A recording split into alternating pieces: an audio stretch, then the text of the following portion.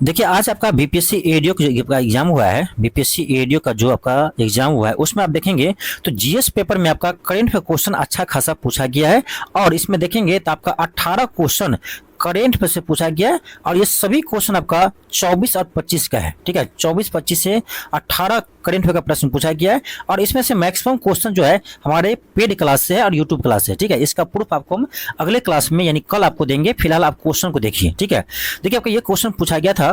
Question पूछा गया आपका कि एक आपका अभिकथन है कि श्री सीपी राधाकृष्णन ने 12 सितंबर 2025 को भारत के उपराष्ट्रपति के रूप में शपथ ली। ठीक है, तो ये कथन बिल्कुल सही है। आगे हम दिखाएंगे आपको क्लास में हम कहाँ करवाए थे। ठीक है, इसका कारण देखो क्या है। कारण कह रहा है कि श्री सीपी राधाकृष्णन ने INDIA ब्लॉक के उम्मीदवार को 452 वोटों से अंतर से हराया। यानी जो आपका विपक्ष का है उसके 452 वोटों से हराया। ये गलत है। क्यों गलत है? 452 वोट सीपी राधाकृष्णन को मिले थे। ठीक है, और ये जो है 152 वोटों से हराए थे। ठीक है, तो यहाँ पर आपका कथन सेकंड जो है गलत है। यहाँ होगा 152 वोटों से हराए थे, 452 वोट मिला था, तो कथन आपका आर जो है क्या गलत है। ठीक है, आर क्या है? गलत है। तो इसका आंसर क्या होगा?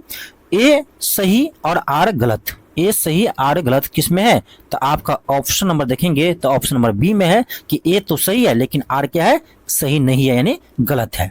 अब चलिए इसको दिखाते हैं आपको क्लास में कहाँ करवाया है। तो ये आपको बता चुके हैं कि बीपीएससी एडीओ और हम 71वें बीपीएससी के लिए करेंट अफेयर जो आपका पेड क्लास स्टार्ट किए थे, इसी बैच से ये क्वेश्चन आपको मिला हुआ है। पूरे डिटेल्स में क्लास करवा रखे थे। अब देखिए यहाँ क्या है कि भारत के उपराष्ट्रपति के चुनाव सीपी राधाकृष्णन भारत के 15वें उपराष्ट्रपति बने। यहाँ पूरे क्लियर आपको बता दिए हैं कि कब ये अधिसूचना जारी हुआ था। ठीक है, और देखो यहाँ क्या है 12 सितंबर 2025 को 15वें उपराष्ट्रपति के रूप में शपथ ली है और यही डेट आपका क्वेश्चन भी दिया हुआ है कि 12 सितंबर 2025 को शपथ ली है। आप देखिए कथन फर्स्ट को देखिए। कथन फर्स्ट को देखेंगे तो यही आपको दिया हुआ है। अब चलिए आगे दिखाते हैं कितने वोट मिले थे। ये सारा चीज आपको यहाँ चर्चा किए हुए देखिए। यहाँ पर किए कि कुल मतदाता कितने थे? 781 थे। डाले गए वोट 767, अवैध 15 और सीपी राधाकृष्णन को कितना वोट मिले? 452।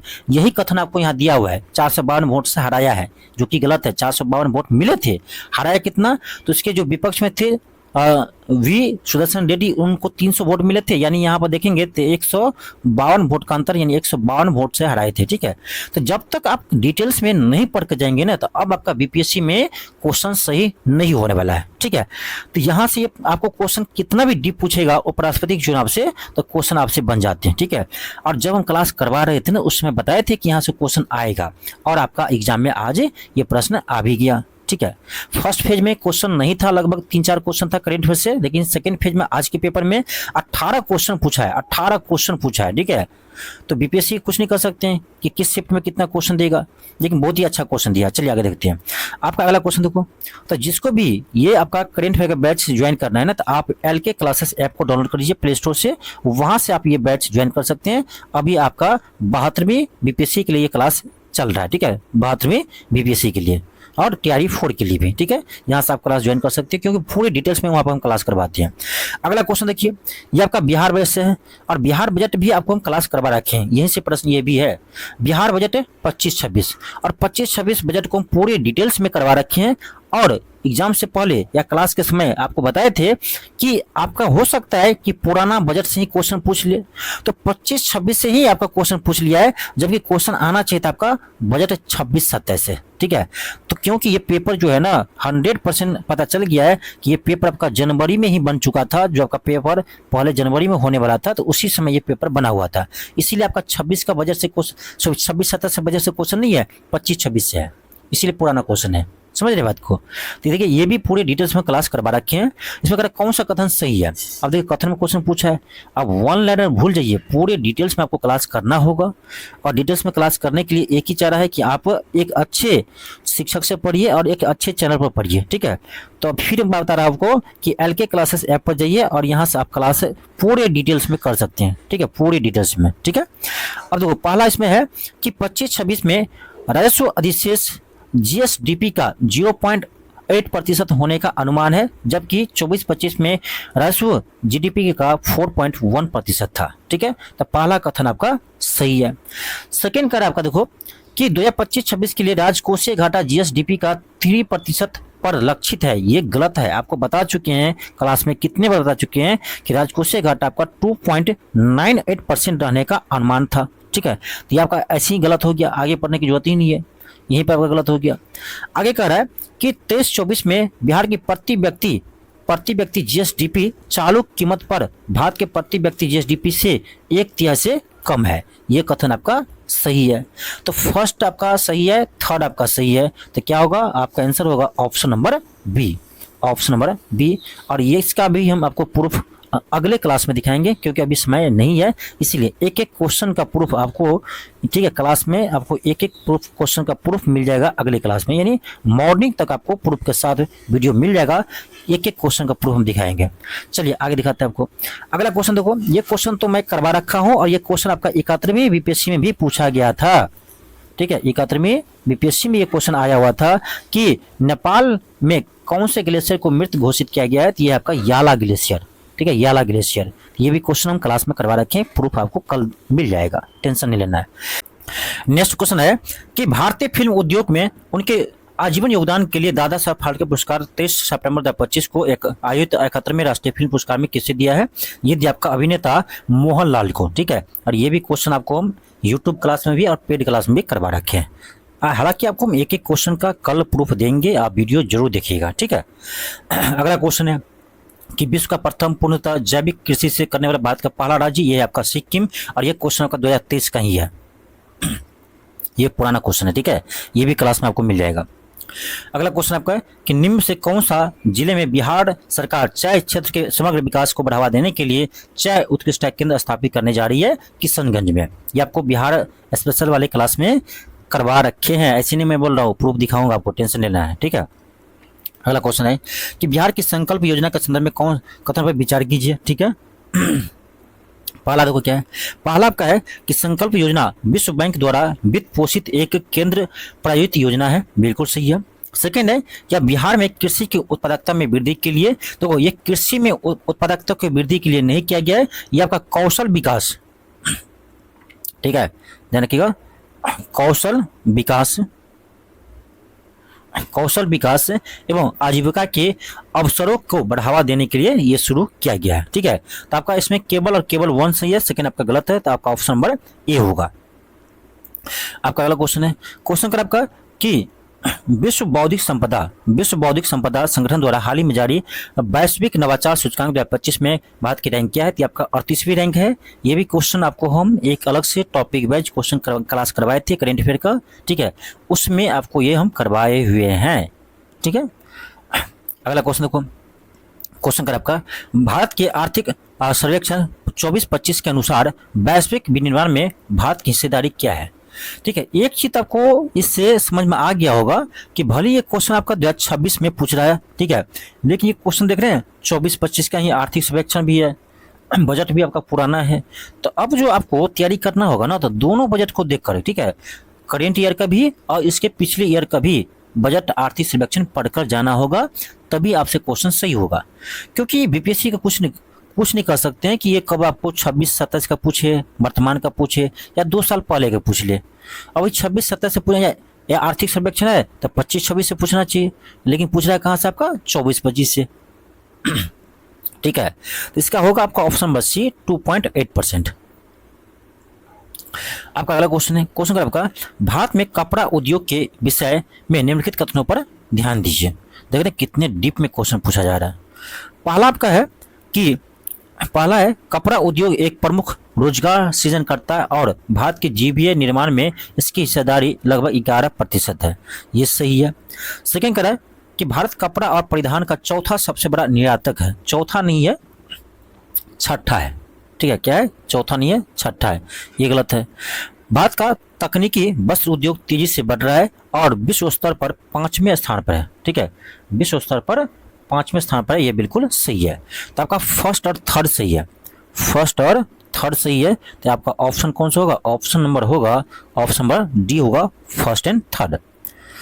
आपका अगला क्वेश्चन है, देखिए जीएसटी से क्वेश्चन, आपका जीएसटी सुधार से क्वेश्चन फर्स्ट स्टेप में भी था और सेकंड इन्हें आज के एग्जाम में भी आपका जीएसटी से क्वेश्चन पूछा गया है कि जीएसटी सुधार 2025 द्वारा जीएसटी के दरों में कमी करके सीधे तौर पर दो चुनौतियों का समाधान किया है, जिसमें शामिल है रोजगार सृजन और। अब देखो यहाँ साफ साफ लिखा हुआ है कि दो चुनौती का समाधान किया गया है। एक तो दिया गया है रोजगार सृजन और करा दूसरा क्या। तो बताओ इसमें कौन सा ऐसे स्टूडेंट है जो एक से अधिक लगा दिया। एक से अधिक तो आंसर हो ही नहीं सकता है। यहाँ कह ही रहा है कि दो चुनौतियों का समाधान किया है, पहला दे ही दिया है रोजगार सृजन, दूसरा कौन है, तो एक ही ना आंसर होगा। तो आपका क्या इसमें होगा समर्थ। ठीक है, रोजगार सृजन और समर्थ को बढ़ावा दिया है। आपका अगला क्वेश्चन है, क्वेश्चन कर आपका कि निम्न में से कौन सा कथन सही है। विकसित भारत 2047 का मुख्य केंद्र आत्मनिर्भरता, रोजगार सृजन और खाद्य सुरक्षा है। बिल्कुल सही है। राष्ट्रीय क्रिटिकल मिनरल मिशन के माध्यम से भारत ऊर्जा उद्योग रक्षा के लिए आवश्यक खनिजों तक सुनिश्चित करने के लिए 1200 स्थलों का अन्वेषण कर रहा है। ये भी सही है। तो आपका ऑप्शन नंबर बी होगा। 1 और 2 दोनों सही है। देखिए इसमें देखा जाए मैक्सिमम क्वेश्चन करेंट अफेयर का मैक्सिमम क्वेश्चन हमारे पेड क्लास से है और आपको कल तक ये आपको यूट्यूब पर वीडियो मिल जाएगा प्रूफ के साथ। ठीक है, क्योंकि वहां पर पूरे डिटेल्स में हम क्लास करवाते हैं। अगला क्वेश्चन, क्वेश्चन 20 है। क्वेश्चन कर आपका निम्नलिखित शहरी विकास कार्यों या योजनाओं को क्रम में रखिए। यानी कौन सी योजना पहले आया है, कौन सी योजना उसके बाद आया है, उसके अनुसार कर आपको इसको मैच करनी, यानी अरेंज करने के लिए। ठीक है, तो इसको टफ कर सकते हैं क्योंकि इतना डेट याद होती नहीं है स्टूडेंट को कि कौन सा योजना कब आए थे। इसमें कुछ नया भी होगा, कुछ पुराना भी होगा। ठीक है, नया भी होगा, पुराना होगा। पहला आपका है दीनदयाल अंत्योदय योजना। ठीक है, राष्ट्रीय शहरी आजीविका मिशन। दूसरा है जवाहरलाल नेहरू राष्ट्रीय शहरी नवीकरणीय मिशन।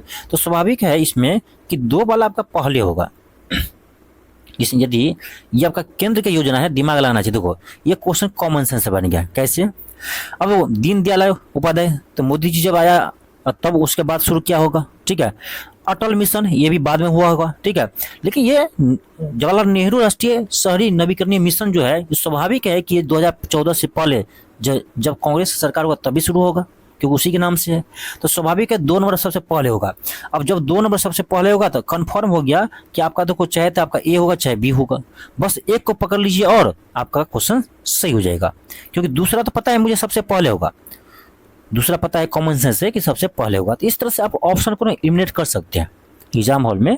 इस तरह से ऑप्शन को आप एलिमिनेट कर सकते हो। ठीक है, तो देखो सबसे पहले होगा आपका ये 2 नंबर, उसके बाद होगा आपका दीनदयाल उपाध्याय वाला। ठीक है, तो आपका देखो सेकेंड के बाद फर्स्ट, यानी आपका ऑप्शन नंबर बी होगा। ऑप्शन क्या होगा, बी होगा। उसके बाद थर्ड होगा, फिर आपका फोर्थ होगा। अगला है आपका, अगला है भूतापीय ऊर्जा नीति 2025 के बारे में सही कथन चयन कीजिए। भूतापीय ऊर्जा नीति 2025 के बारे में सही कथन को चुनिए। देखिए बीपीएससी जो है ना अपना लेवल बढ़ा रहा है, दिनों दिन अपना लेवल खास करके करंट अफेयर का बढ़ा रहा है। इसलिए अब जो है आपको सिर्फ 1 लाइनर क्वेश्चन पढ़ लेने से आप जो कहेंगे मेरा करंट अफेयर सही हो जाएगा, अब होने वाला नहीं है। चाहे भले आपको ये बीपीएससी का कोई भी एग्जाम हो, ठीक है, चाहे आपका टीआरई वाला एग्जाम हो, तभी टीआरई 4 होने वाला है, तो आप लोग सतर्क हो जाइए, क्योंकि आप इसमें भी 8 क्वेश्चन तो रहेगा ही करंट से। यदि पीआरटी है तो 15-16 क्वेश्चन रहेगा। तो इसी लेवल का जब रहेगा तो आपको अब 1 लाइनर क्वेश्चन पढ़ने से नहीं होगा, समझ रहे हैं। तो डिटेल्स में क्लास करना ही पड़ेगा, और डिटेल्स में क्लास करना है तो आप आइए हमारे एलके क्लासेस ऐप पर।